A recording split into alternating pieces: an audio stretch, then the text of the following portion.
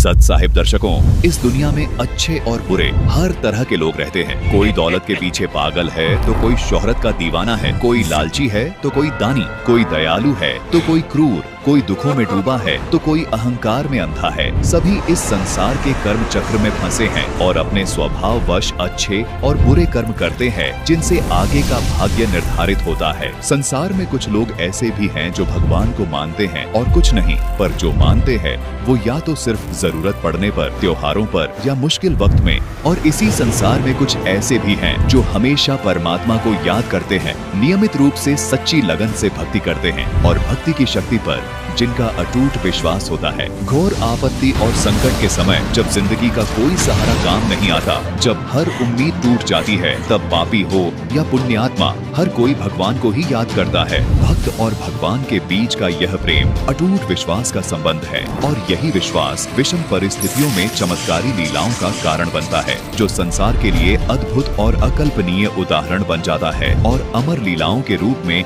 युगों युगों तक प्रेरणा का दिव्य स्रोत बन जाता है, जिससे हर युग में लोग ईश्वर पर अटूट विश्वास करने के लिए प्रेरित होते हैं। हर भक्त के जीवन में संकट का बुरा वक्त उसकी परीक्षा का समय होता है। उस कठिन समय में परमात्मा अपने भक्त की प्रतिक्रिया देखता है, उसे निरखता है, उसके विश्वास को परखता है और जब भक्त इस परीक्षा में खरा उतरता है, अपना सब कुछ उस परमात्मा पर न्यौछावर कर देता है, तब परमात्मा उसके लिए वो कर दिखाते हैं जो कोई सोच भी नहीं सकता। नुक्ते ऊपर रीझे गाए, करोड़ कर्म जल जा तुम्हारे। अपने उस प्यारे भक्त के लिए परमात्मा एक पल में ऐसे चमत्कार कर देता है जिसे देखकर सुर, नर, मुनि, गण, गंधर्व, ईश और संपूर्ण देवी देवता सहित सभी लोकों के प्राणी नतमस्तक हो जाते हैं। प्रहलाद जैसे सच्चे भक्त के लिए कभी खंभे को चीरकर नरसिंह रूप धारण किया, कभी भरी सभा में द्रौपदी की लाज बचाई और राम जी की सहायता कर रावण का वध करवाया, कभी अप्रत्यक्ष अदृश्य रूप से अपने भक्तों को मौत के मुंह से खींच जीवित कर लाते हैं। ये चमत्कार कोई पूर्व निर्धारित संयोग नहीं, बल्कि भगवान पर दृढ़ विश्वास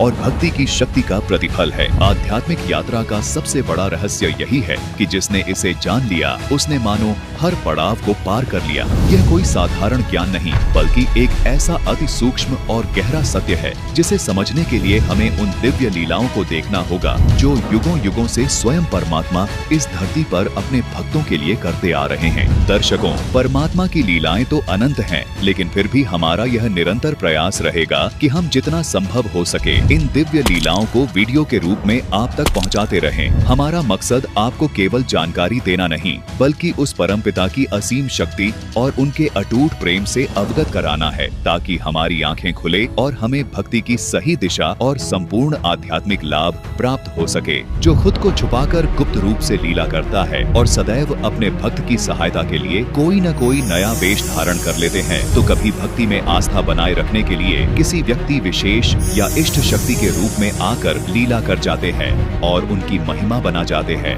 ये अनन्य रूप ऐसे है जैसे एक सूर्य की अनन्य किरणें, और हम भूलवश वास्तविक पूर्ण परमात्मा को भूलकर उन अनन्य रूपों में अटक कर रह जाते हैं, जबकि परमात्मा के ये सभी रूप उनकी असीम शक्ति की अलग अलग किरणें मात्र हैं। हम प्रकाश के मूल स्रोत सूर्य को छोड़कर उसकी अलग अलग किरणों में ही उलझ कर रह जाते हैं। लेकिन जब हम इन रूपों से ऊपर उठकर इनके मूल स्रोत यानी उस एक पूर्ण परमात्मा को पहचान लेते हैं, तब हमें वास्तविकता का ज्ञान होता है कि सभी रूपों और लीलाओं का सार एक ही है और सच्ची भक्ति सिर्फ उसी एक पूर्ण ब्रह्म कबीर परमात्मा की करनी चाहिए, जिसकी परम सत्ता सबके ऊपर है, वही सबका मूल है और वही सबका जनक।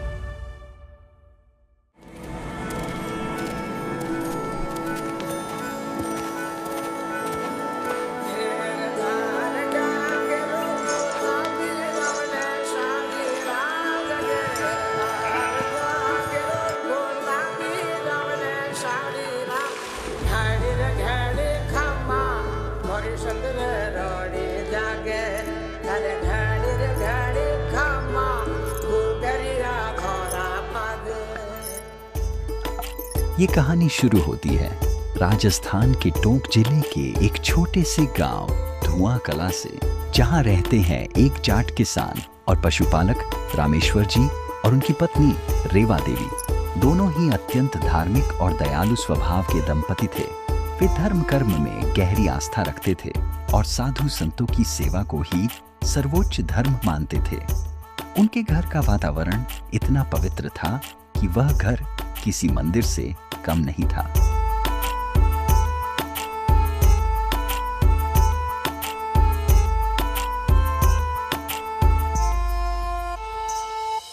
श्रीशालिग्राम स्तोत्रम विनियोगः।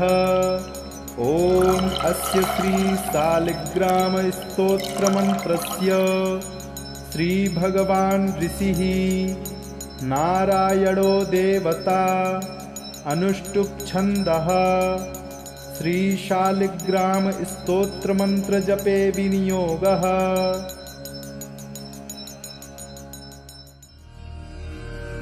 तो बेटी, इस प्रकार राजा बलि ने अपने वचन को निभाया। पर यह केवल 3 पग भूमि के दान की बात नहीं थी। ध्यान से सुनो, राजा बलि की महानता इस बात में थी कि उन्होंने उस वामन वेश को पहचान लिया था कि वामन रूप में उनके द्वार पर कोई साधारण याचक नहीं, बल्कि साक्षात भगवान खड़े हैं। यह है सच। नारायण किस रूप में आकर मिल जाएं, ये कोई नहीं जानता। राजा बलि ने समझदारी दिखाई कि जब स्वयं ईश्वर कुछ मांगने आए तो अपना सर्वस्व ही न्यौछावर कर देना चाहिए। बेटी, तीनों लोकों में दानी का दर्जा सबसे ऊंचा है। लेकिन बेटी, एक विशेष बात सदा याद रखना। सभी प्रकार के दान में अन्नदान सर्वश्रेष्ठ है और सर्वाधिक पुण्यदायी है, क्योंकि अन्न से ही जीवन चलता है। अन्न ही जीवन का आधार है। इसलिए कहा जाता है, अन्नदान ही जीवन दान है। भूखे को अन्न का दान देना मानवता का सर्वोच्च धर्म है।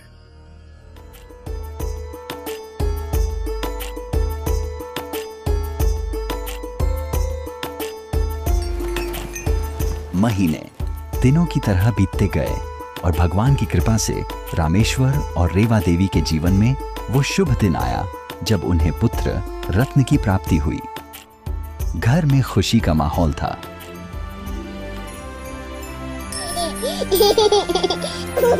बच्चे का नामकरण करने खुद कुलगुरु पंडित त्रिलोचन जी घर आए।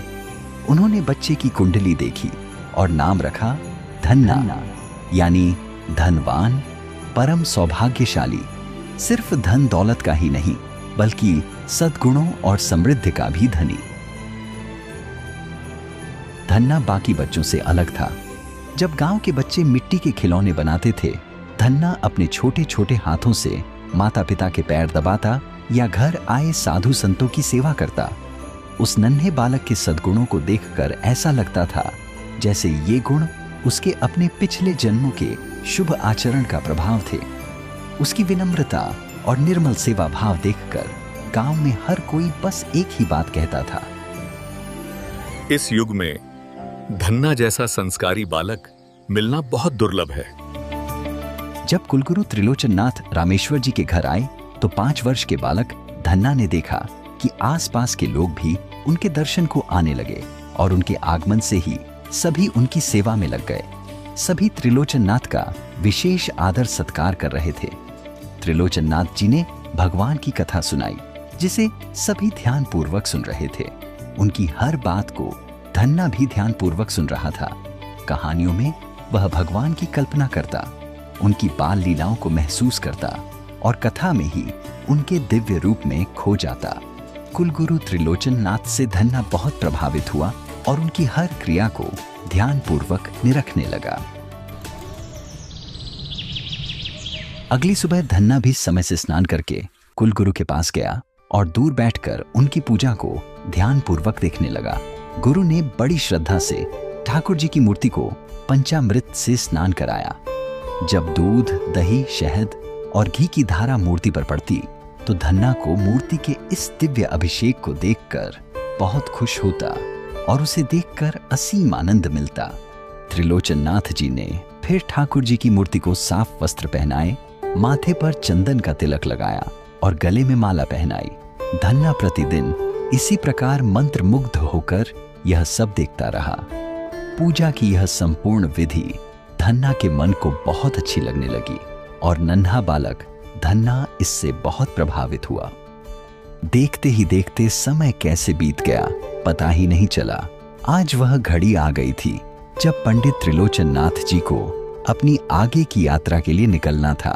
उन्होंने भारी मन से धन्ना के पूरे परिवार से विदा लेने की इच्छा व्यक्त की। जैसे ही पंडित जी के जाने की बात धन्ना को पता चली, धन्ना बहुत दुखी हो गया। वह रोने लगा।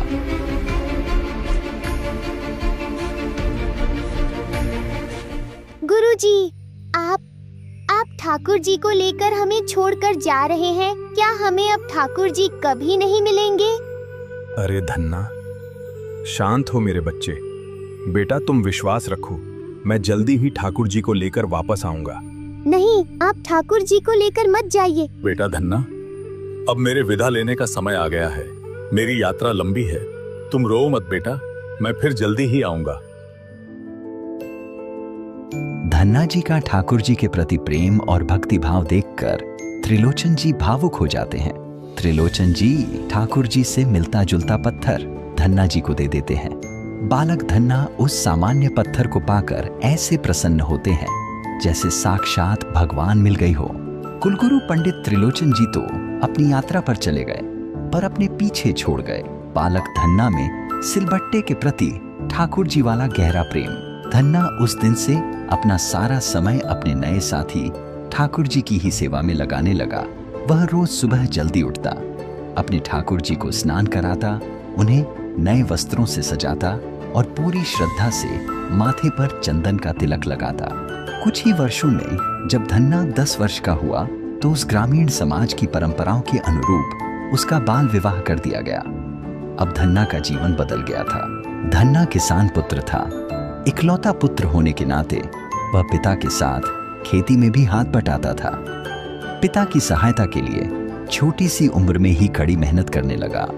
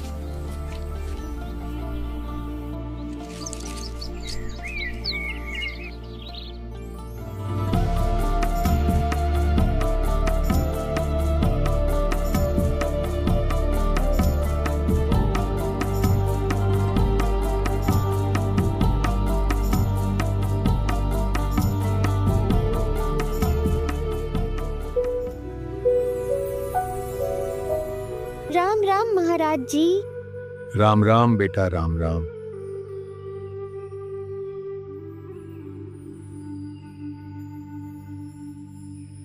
बेटा, मैंने एक मतीरा देखा जो बहुत मोटा और अच्छा है, वो मुझे खिला दे। महात्मा जी, यह तो मैं आपको नहीं खिला सकता। यह तो मैंने अपने भगवान श्री कृष्ण जी के लिए संभाल कर रखा है। और हर फसल का पहला फल मतीरा, जो सबसे स्वादिष्ट और स्वस्थ होता है, वह अपने भगवान के लिए मंदिर में चढ़ाता हूँ। आप इस फल को छोड़कर और कोई भी फल खा सकते हैं। बेटा, आप इसे मंदिर में कब चढ़ाओगे? मैं आज जाने ही वाला था। बहुत अच्छा है, चलो आप, हम भी देख लेंगे, हमारे भी संस्कार बनेंगे और हम भी माथा टेक लेंगे। हाँ जी, चलते हैं।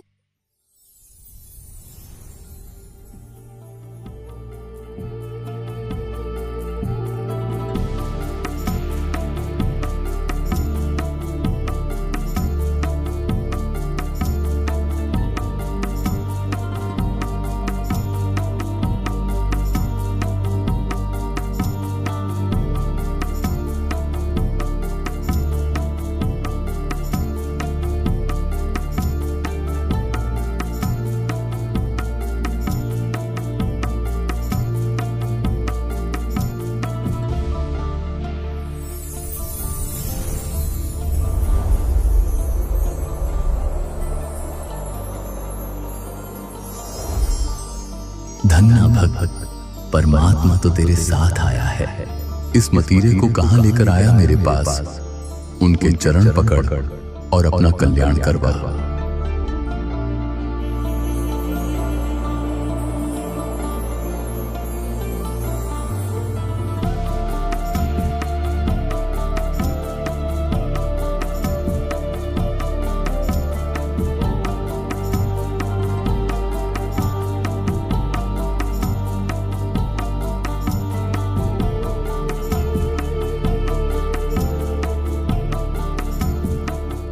यह अद्भुत लीला दिखाने के बाद परमात्मा बालक धन्ना को एकांत में ले जाकर ज्ञान समझाने लगे।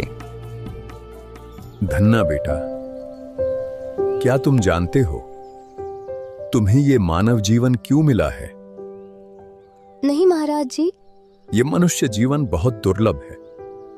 प्रत्येक जीव को ये मनुष्य जीवन भक्ति करने के लिए, शुभ कर्म करके मोक्ष प्राप्त करने के लिए मिलता है। मोक्ष क्या होता है महाराज जी?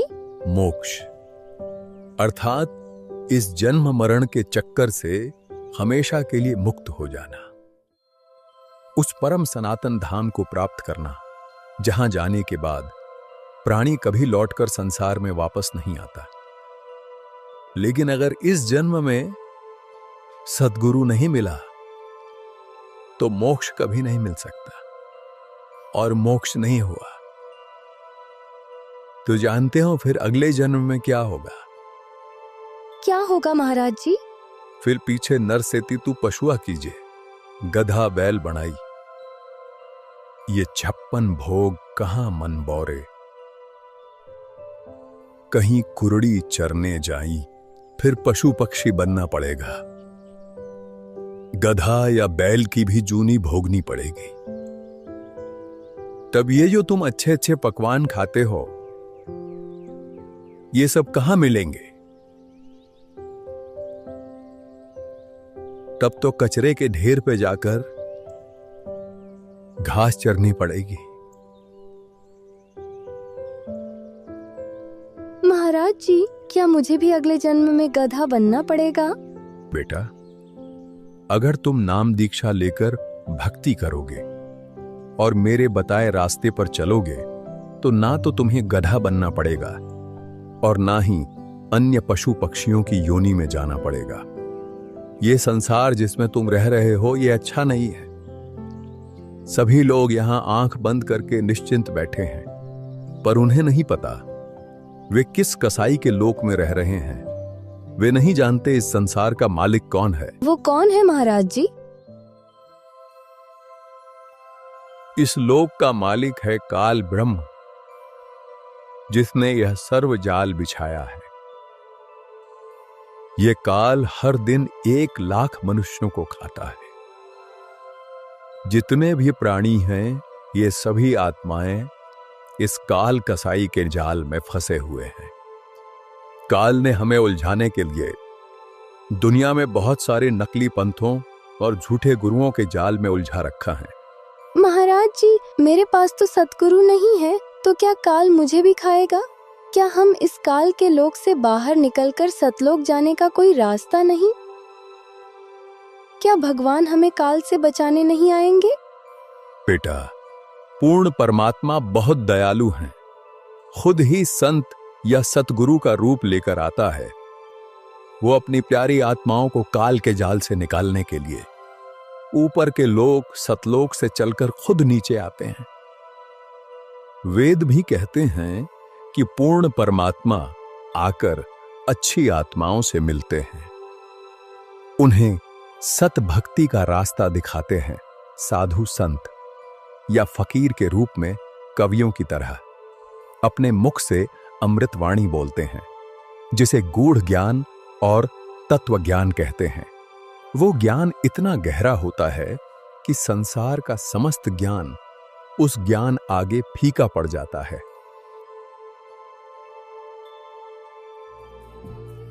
इस तरह कबीर परमात्मा जी ने 11 वर्ष के बालक धन्ना जी को सत्संग सुनाया और गूढ़ आध्यात्मिक ज्ञान समझाया, सतलोक की पूरी जानकारी दी और सच्ची भक्ति के बारे में गहराई से बताया। फिर परमात्मा कबीर साहिब जी ने धन्ना जी को प्रथम मंत्र उपदेश दिया और फिर परमात्मा जी ने आशीर्वाद देते हुए कहा, धन्ना बेटा, सतगुरु की शरण तुझे प्राप्त हो गई है। अब सत्य साधना रूपी सौदा कर ले। बेटा, आजीवन मर्यादा में रहकर भक्ति करना, मेरा आशीर्वाद हमेशा तेरे साथ रहेगा।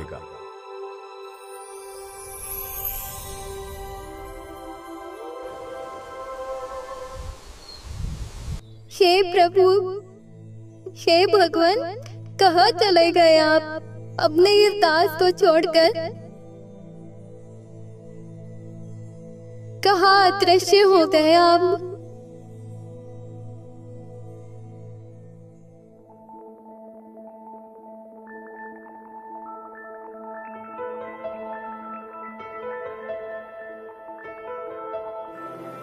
नारायणाय नमो नमः, वासुदेवाय नमो नमः।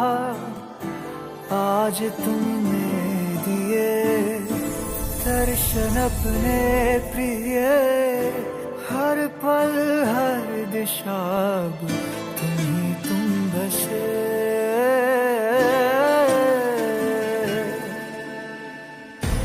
अपनी सुध बुध में हारा, मेरा बस तू ही सहारा। तुझसे तुझको है चाह लिया, बादलों में गोते लगाऊं, सागर में उड़ता जाऊं, खुद को मैं रोक न पाऊं, थाम लो जरा।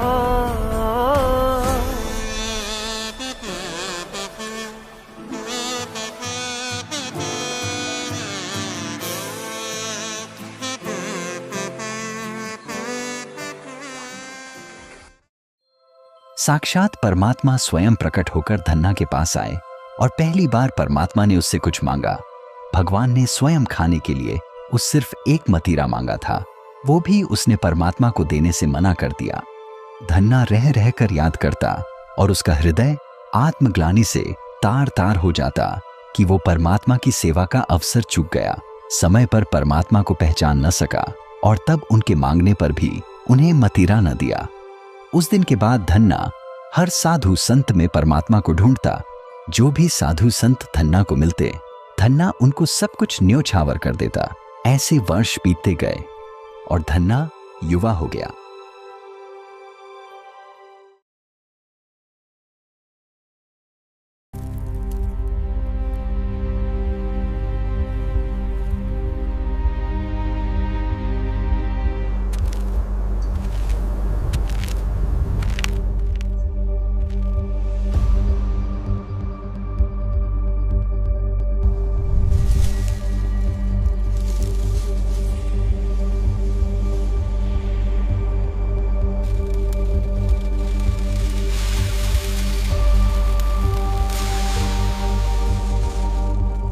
पूरा गांव अकाल की भीषण मार झेल रहा है।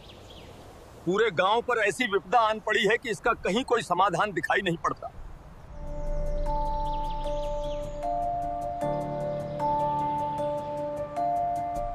अब तो वर्षा की आस भी मरसी गई है।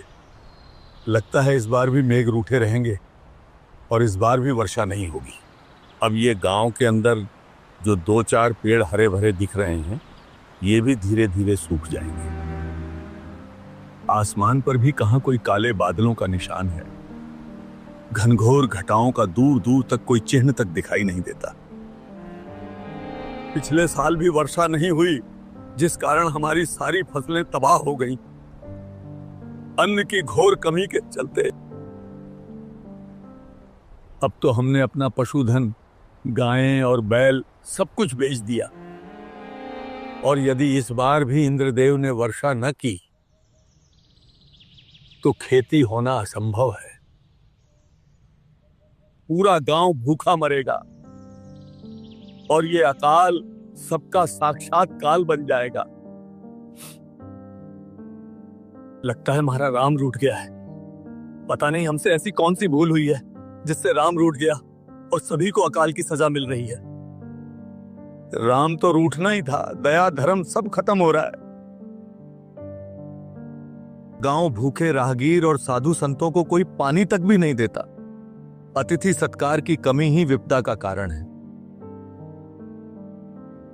भाई धन्ना भगत से हमने परमात्मा की अनेकों लीलाएं और महिमा सुनी है। वो भी यही बताता है, दया धर्म का मूल है। जहां दया नहीं वहां धर्म नहीं, और जहां धर्म नहीं वहां राम कैसे राजी होगा। सत्य कहा। हमारे पूर्वजों के समय में जहां कभी साधु संतों और राहगीरों के लिए अन्न जल के भंडार खुले रहते थे, आज उसी गांव में उनको खिलाने के लिए एक दाना या एक बूंद भी नहीं दी जाती हो। वहां भला राम क्यों न रूठें? ये तो हमारे ही कर्मों का फल है। राम तो रूठना ही था। अच्छा, तो क्या अब इस दया धर्म के चक्कर में राहगीरों को अपने हिस्से का अन्न पानी पिलाकर हमारे बच्चों और परिवार को क्या हम भूखा मरने के लिए छोड़ दें? ये धर्म दया की बातें तभी अच्छी लगती जब पेट भर खाना हो और घर में अनाज और पानी की कोई कमी न हो और सबके अपने बाल बच्चे हैं, अपना परिवार है। अब ऐसा मूर्ख कौन होगा जो ऐसे वक्त में अपने और अपने परिवार के बारे में ना सोचकर राहगीरों और अतिथियों के बारे में सोचेगा। लेकिन विवशता के कारण कभी मानवता नहीं छोड़नी चाहिए। अगर दया ही समाप्त हो गई तो हम मनुष्य ही नहीं रहेंगे। और सच कहूं तो मुझे भी इस भीषण अकाल का यही कारण लग रहा है। अरे भाई, ये क्या मूर्खता की बातें कर रहे हो? तुम तीनों भी उस बावले धन्ना की ही संगत पढ़कर उसी की भाषा बोलने लगे हो। तुम्हें अपने बाल बच्चे नहीं पालने क्या, जब हमारे खुद के बच्चों को खिलाने के लिए पर्याप्त अन्न नहीं है? और तुम बात करते हो अनजान परदेसी राहगीरों को खाना पानी देने की। बिल्कुल सही कहा। संसार में हर कोई अपने अपने भाग्य का खाता है और अपने कर्मों का फल भोगता है। अब यदि कोई राहगीर अपनी किस्मत के मारे भूख से तड़प कर मर रहा है तो इसमें हमारा क्या दोष? हमें किसी दूसरे के भाग्य का ठेका लेने की कोई जरूरत नहीं है। अब तो न धरती में नमी बची है और ना ही कठोर इंसानों के हृदय में।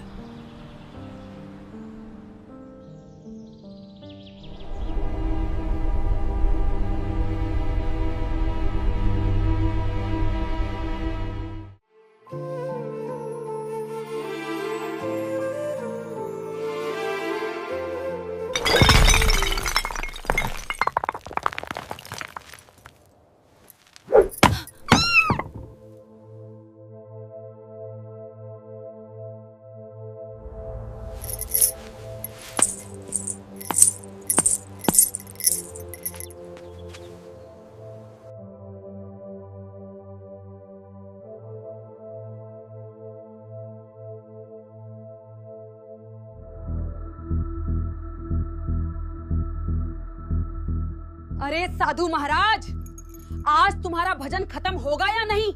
तुम्हें कुछ होश भी है?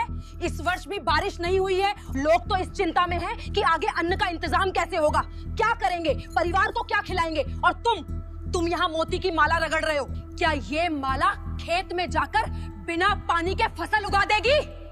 भगवान परमात्मा जो चाहे वो कर सकता है। मौला जल से थल कर देत, थल से जल कर देत। एक बार तुम उस परमात्मा पर पूर्ण विश्वास करके तो देखो। अच्छा रहने दो, अपना ज्ञान अपने पास रखो। घर चलाने के लिए तुम्हें जोड़ना तो आता नहीं, बस उजाड़ना आता है।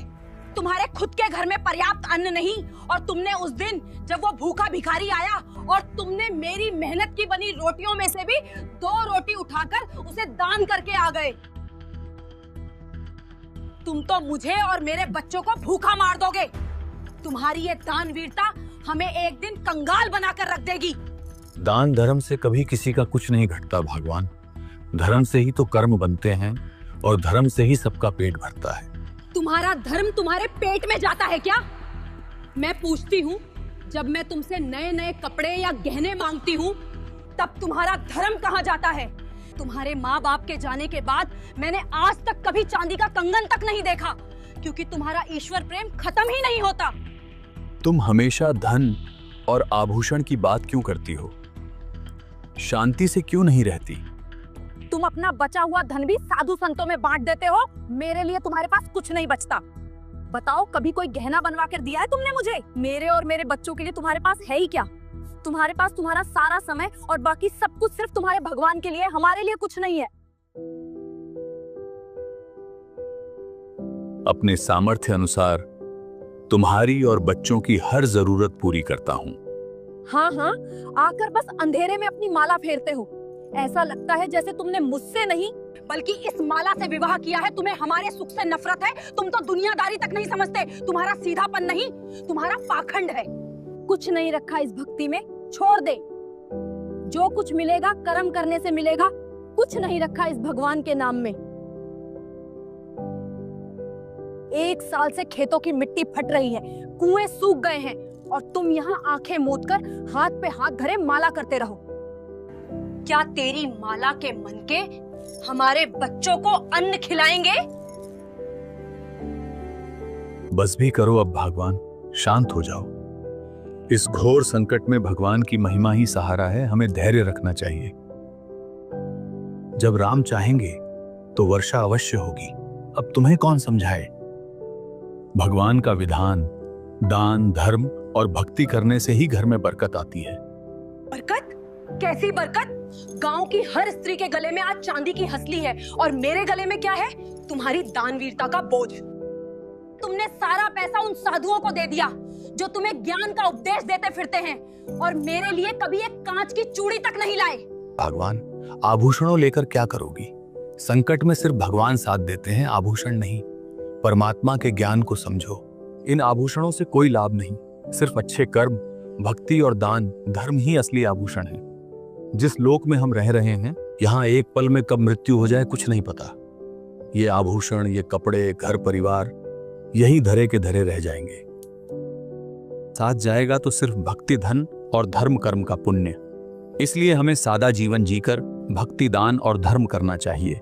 बस बस रहने दो। तुमसे शादी करके तो मेरे भाग ही फूट गए हैं। तुम तो उस कीकर के पेड़ की तरह हो जो बिना पानी के खड़ा है पर किसी काम का नहीं।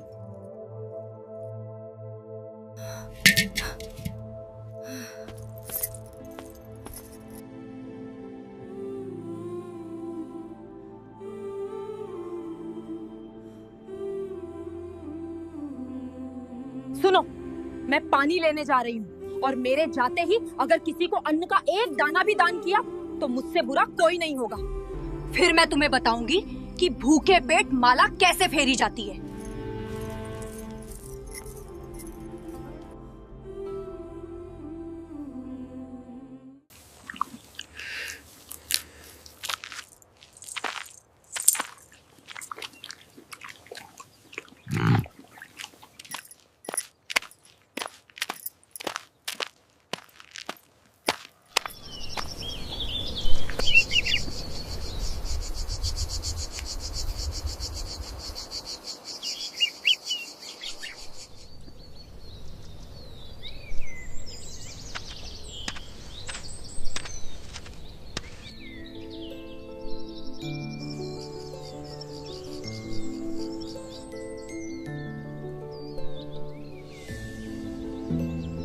राम राम धन्ना भाई।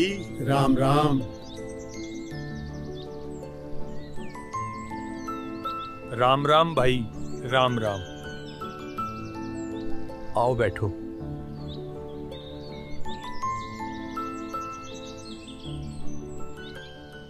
अरे धन्ना भाई, आज तो बस पूछो मत क्या हुआ। अब तो ऐसा समय आ गया कि बस सिर्फ कुछ वरिष्ठ बुजुर्गों को छोड़कर सब में इंसानियत मर ही गई है। कोई दया धर्म करके राजी नहीं। आज तो चौपाल की चर्चा ने मन को और भी विचलित कर दिया। ऐसा क्या हुआ? आज चौपाल में चर्चा चली, फिर क्या इस वाद विवाद और इस गंभीर समस्या का किसी ने समाधान नहीं किया? हाँ धन्ना, समाधान तो किया। अंत में गांव के वरिष्ठ बुजुर्गों ने बात को संभाला और एक फैसला सुनाया।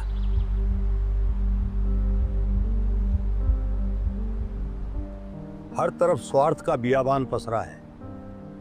हमारे पूर्वज बताया करते हैं कि राम के रूठने पर ही अकाल पड़ते हैं। ऐसे में धर्म भंडारे करने से ही वर्षा होती है, इसका और कोई उपाय नहीं। बिल्कुल भाई साहब, जमीन से पानी के साथ साथ अब सभी के दिलों से दया भी खत्म हो गई है। मेरा बाबू भी कहा करता कि भगवान ने हर समस्या का समाधान बनाया है, और जब राम रूठ जाए तो राम को मनाने का भी एक ही उपाय है, और वो है धर्म। अब सिर्फ धर्म से ही राम मनाया जा सकता है, इसके अलावा और कोई रास्ता नहीं। इस बार भी अगर वर्षा न हुई तो सब मरेंगे। एक काम करो, सभी पूरा गांव मिलके हर घर से एक या आधा पाव चावल और गुड़ इकट्ठा करके मीठे चावल बनाओ, पूरे गांव को बुलाकर भंडारा खिलाओ। इस धर्म भंडारे से भगवान खुश होंगे और वर्षा होगी।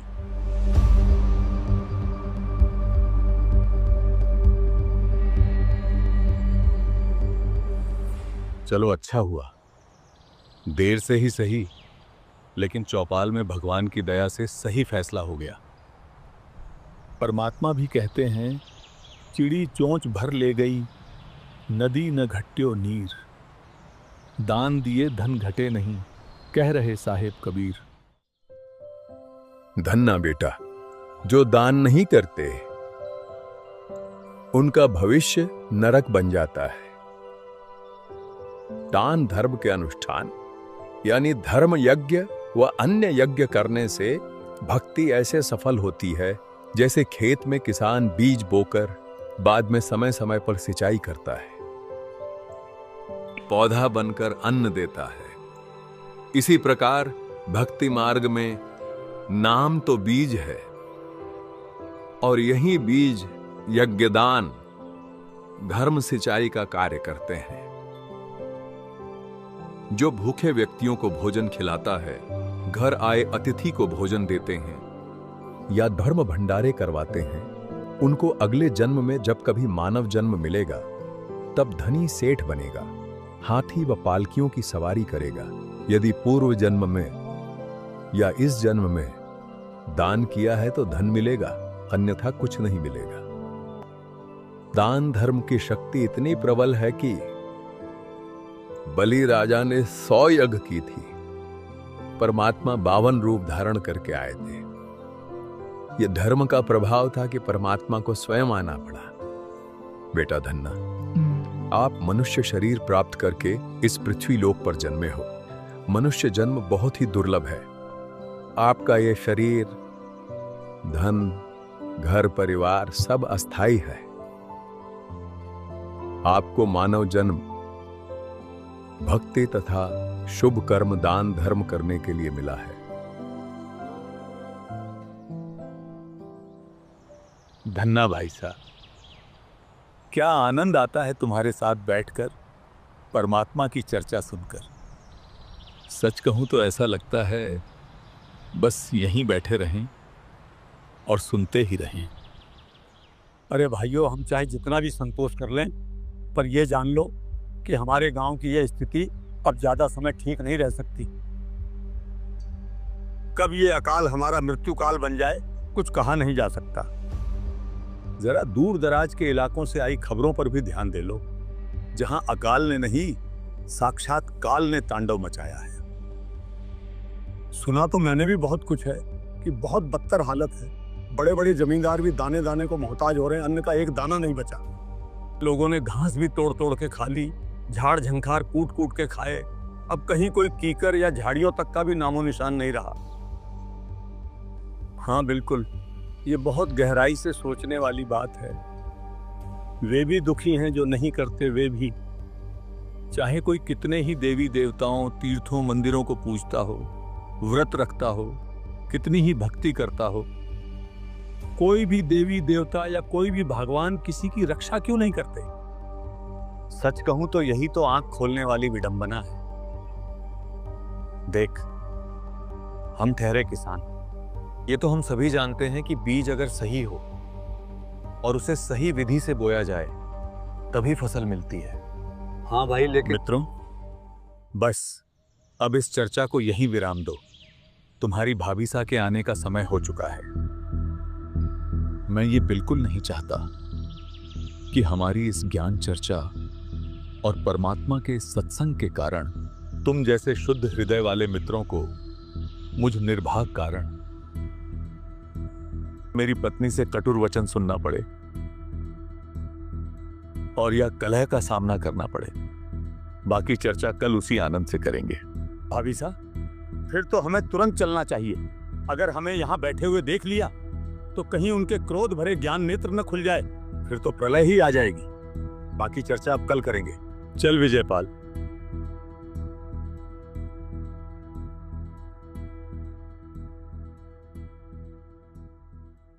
हाँ हाँ, चलते हैं। भगवान ने दया की और गांव के इस धर्म भंडारे से वर्षा हो गई तो आगे भी ऐसे ही आनंदमयी ज्ञान चर्चा करते रहेंगे। राम राम धन्ना भाई, अब हम चलते हैं। आगे भी ऐसे ही आनंदमयी ज्ञान चर्चा करते रहेंगे। राम राम धन्ना भाई। राम राम भाइयों।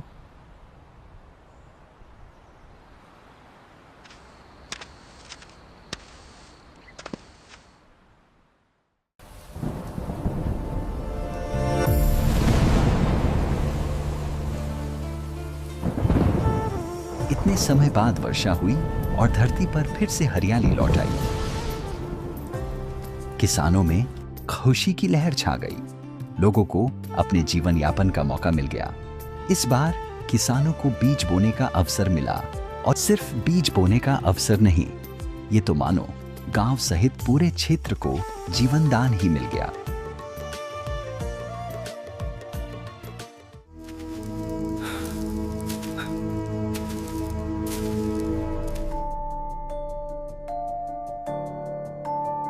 हे प्रभु, दया करो। हे परमात्मा।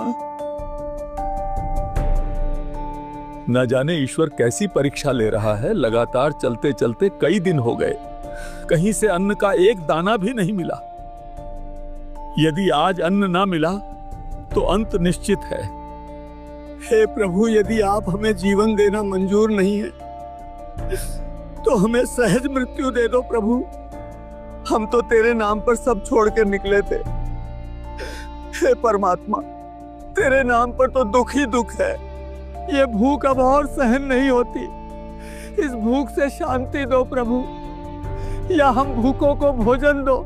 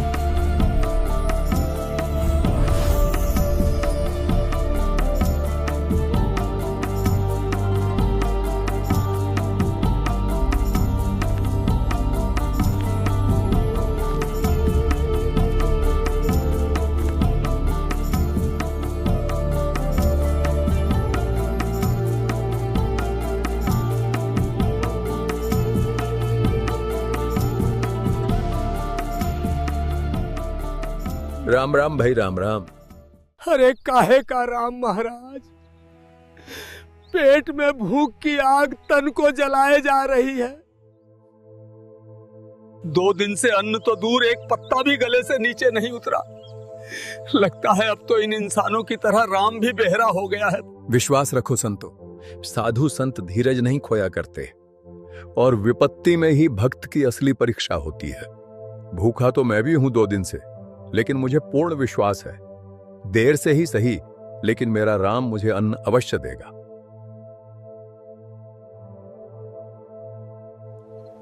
ये तो कठिन परीक्षा है महाराज।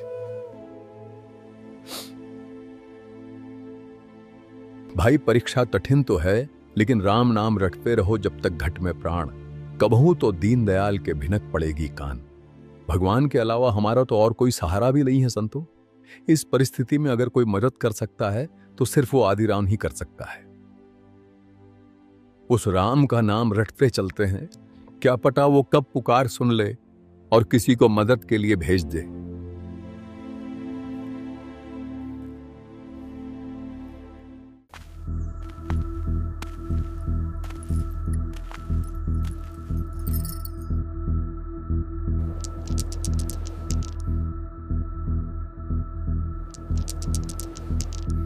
उठो अब, बैठे रहोगे क्या समाधि लगाए? ये माला छोड़ो, उठो और ज्वार खेत में बीज कर आओ। दुनिया हल लेके खेत जोतने चली गई, पूरा गांव अपने खेतों में बीज बोने गया है और यहाँ तुम्हारी पूजा पार्टी खत्म नहीं होती। जब देखो तब सुबह सुबह से ही माला लेकर बैठ जाते हो। घर में खाने के लाले पड़े हुए हैं, लेकिन तुम्हें तो बस पुण्य कमाने की चिंता रहती है, अपनी पत्नी और बच्चों की कोई चिंता नहीं है। तुम्हें तो सिर्फ अपने दान धर्म और पूजा पाठ से मतलब है। तुम्हारा ये दान धर्म हमें भूखा मार देगा, कंगाल बना के छोड़ेगा। तुम्हें तो ना घर दिखता है ना बच्चे। अच्छा ठीक है भगवान, जाता हूँ।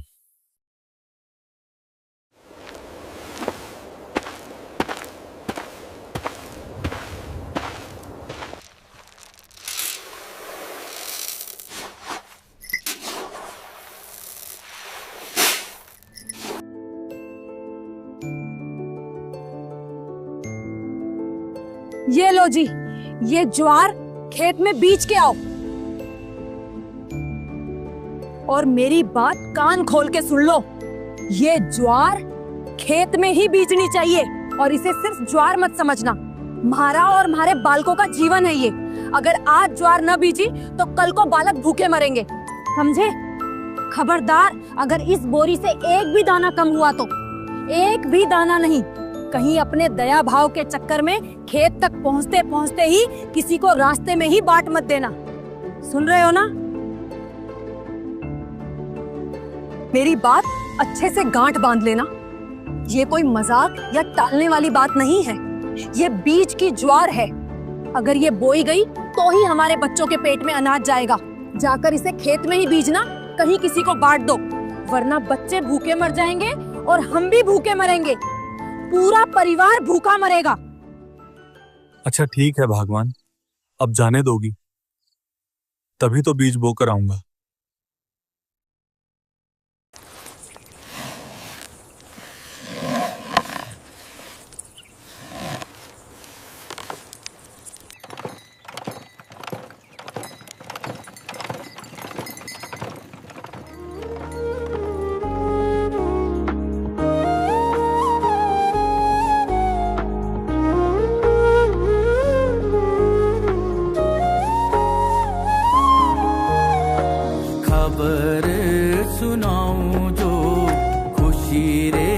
बताऊं जो आज मेरे पिया घर आएंगे, आज मेरे पिया घर आएंगे।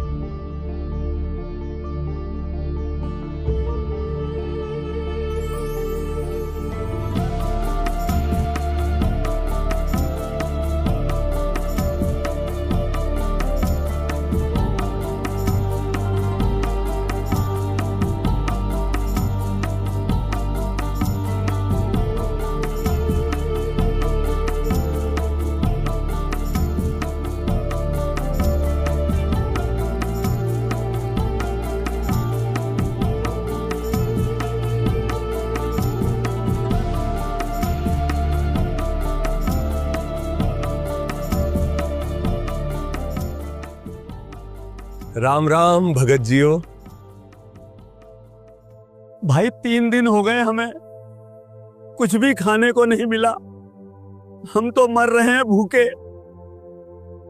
हमें इस राजस्थान में कोई पानी पिलाने वाला भी नहीं मिला। रोटी तो बहुत दूर की बात है। कहां से आए हैं भगत जी और कहां जाएं? अरे महाराज,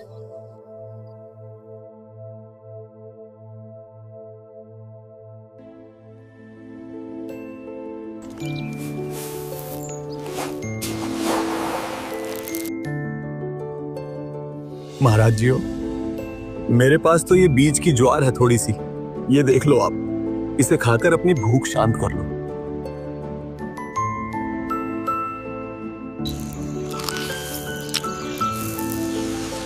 बेटा, मैंने एक मतीरा देखा जो बहुत मोटा और अच्छा है, वो मुझे खिला दे।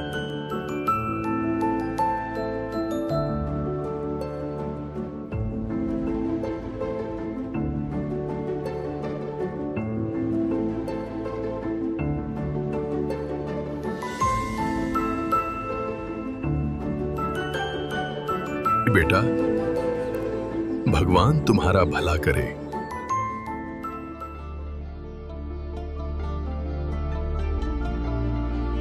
बीज बोने आया था सो बीज बो दिए परमात्मा जी।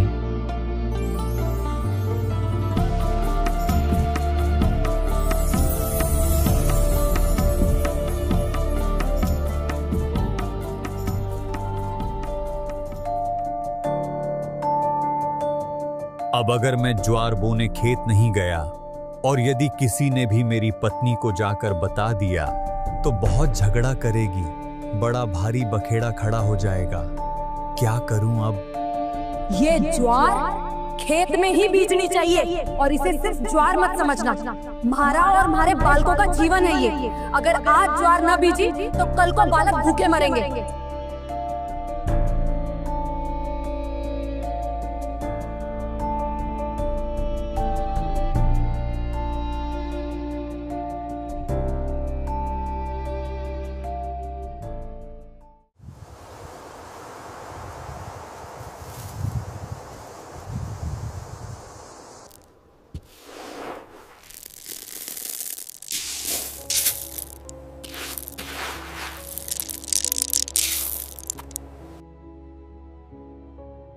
धन्ना ने कंकर इकट्ठे किए और ज्वार के बीज वाली खाली थैली में भर लिए।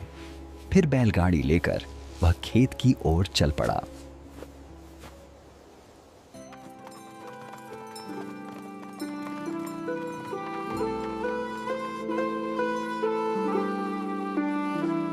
खेत पहुंचकर उसने बाकी किसानों की तरह ज्वार बोने का अभिनय करते हुए थैली से हाथ में कंकर लेकर जमीन पर इस तरह बिखेरे जैसे वह ज्वार के बीज ही हों, और फिर थैली के सारे कंकर बीजने के बाद धन्ना सब किसानों के साथ घर आ जाता है।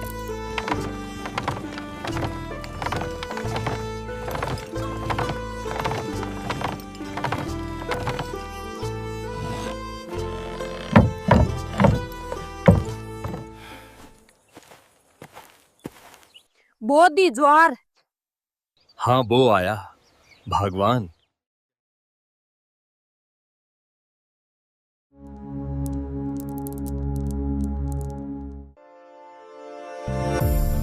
ठीक 2 महीनों बाद जहां सबके खेतों में घुटनों तक ऊंची ज्वार की फसल लहरा रही थी, वहीं धन्ना का खेत, उसके खेत का तो हाल ही कुछ और था, जिसे देखकर हर कोई हैरान था। उसके खेत में ज्वार का तो कोई नामो निशान तक नहीं दिख रहा था। वहां चारों ओर बस अनगिनत तुंबे की बेलें उगी हुई थी, जो उस पूरे इलाके में झाड़ झंखाड़ की तरह बिना बोए ही अपने आप ही उग जाती थी। धन्ना के खेत को जो भी देखता वह हक्का बक्का रह जाता कि जहां ज्वार की फसल होनी चाहिए थी, वहां तो बस तुम्बों का जंगल उगाया है। देखो जी, जरा देखो तो, धन्ना के खेत में ज्वार तो कहीं है ही नहीं। ये क्या, पूरा खेत तो तुम्बे की बेलों से भरा पड़ा है। जहां देखो वहां चारों तरफ सिर्फ तुम्बे ही तुम्बे हैं।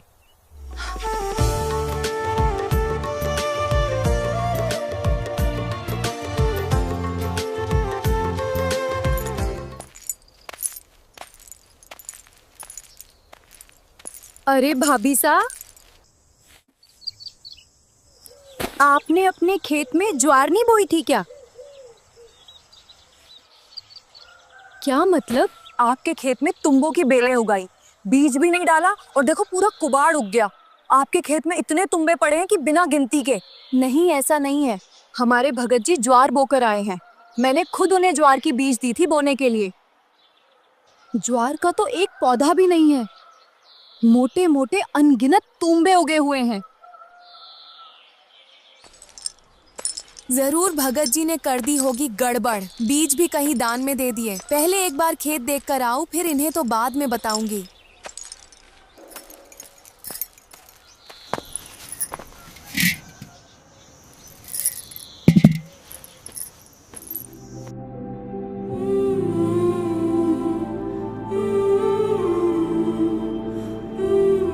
सुनो भगत जी, मैं खेत जाकर आती हूँ, ज्वार देखकर आऊंगी।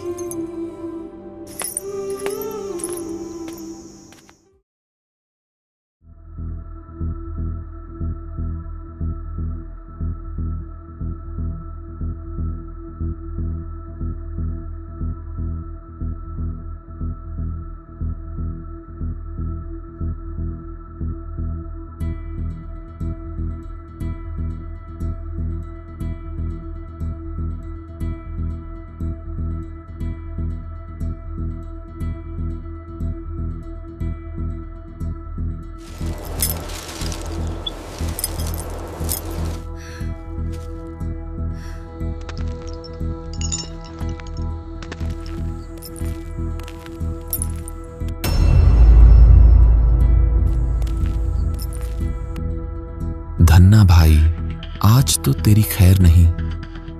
हे प्रभु, अब देखी जाएगी, जो भी होगा होना तो है ही। तुम दोनों उठ जाओ यहां से।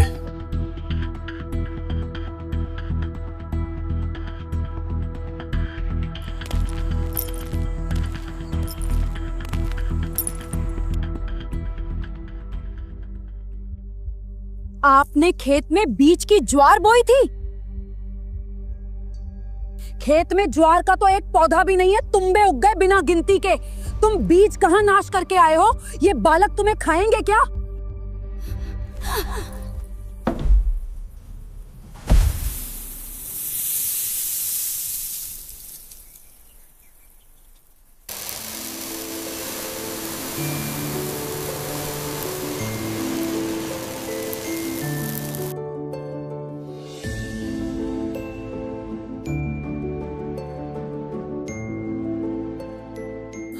ये क्या हो गया? तुम्बे में ज्वार? ये ज्वार कहां से आ गई इसमें? भगवान, मुझे नहीं पता ये ज्वार कहां से आई और ये क्या सौदा है। इसमें ज्वार है तो फिर तो अन्य तुम्बों में भी ज्वार हो सकती है।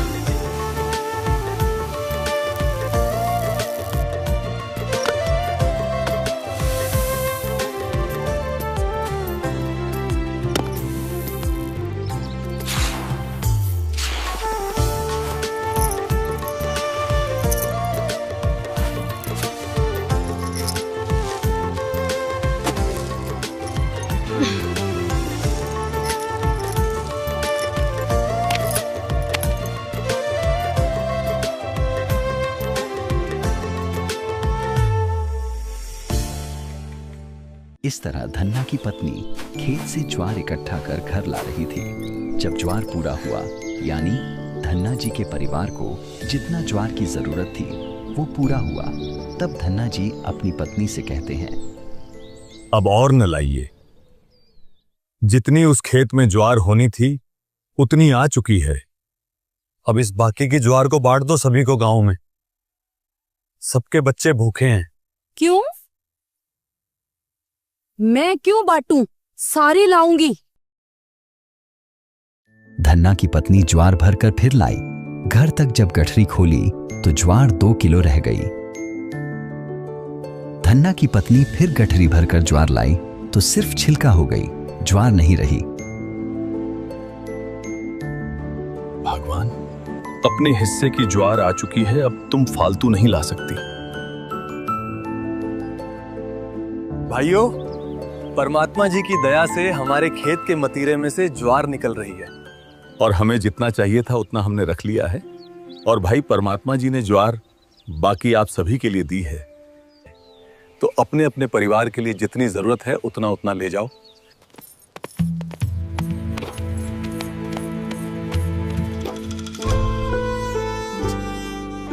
अन्य किसानों की फसल बारिश न होने से सूख गई और भगत धन्ना जी को इतनी अच्छी साफ सुथरी परमात्मा ने इतनी दे दी कि पूरा गांव भी तक गया ढोते ढोते, लेकिन शाम तक भी ज्वार खत्म नहीं हुई। धन्ना भक्त ने सब गांव वालों को लगभग 10-10 मन यानी 4-4 क्विंटल ज्वार बांट दी। उनके बच्चे भी भूखे थे। फिर अपने घर भी शेष ज्वार ले गए। उस दिन के बाद धन्ना जी की पत्नी भी सेवा में लग गई। दोनों का उद्धार हो गया। ये अनमोल ज्ञान जगत गुरु तत्वदर्शी संत रामपाल जी महाराज जी के सत्संगों का अंश मात्र है। आप संत रामपाल जी महाराज जी के मंगल प्रवचन संत रामपाल जी महाराज एप्लीकेशन पर भी सुन सकते हैं तथा उनके द्वारा लिखी पुस्तकें भी डाउनलोड कर सकते हैं।